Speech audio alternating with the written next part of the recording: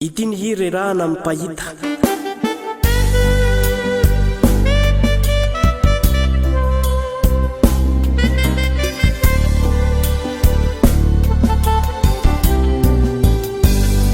Tanora ohatranao aho tamizao tontolo izao, mangalatra mikioka aho, jangajangako natao, mampalalanao tokoa aho, vovitaka atao, Jesosy no nahita, zay vao afaka izao.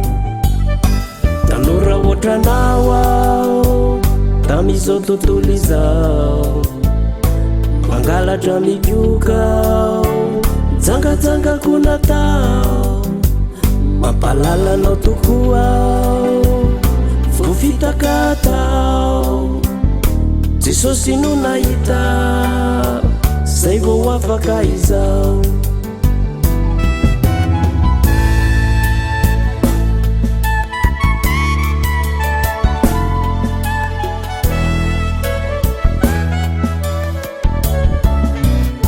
Jesosy tompo ihany namonjy anatety, Andriamanitra fizany mpamitaka eo ety, raha mino ny ray ianao, minoany Jesosy, tsy verina aiza naiza ianao, amonjy anao ane Jesosy.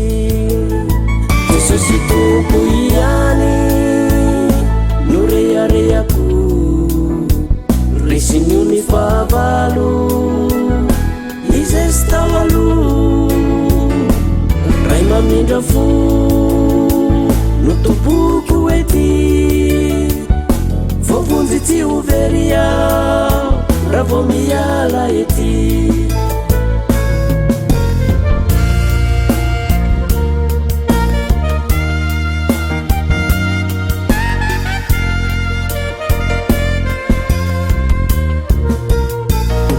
Manomboany Jesosy aho, zao hitanao izao, mahita heritso anoro lalana,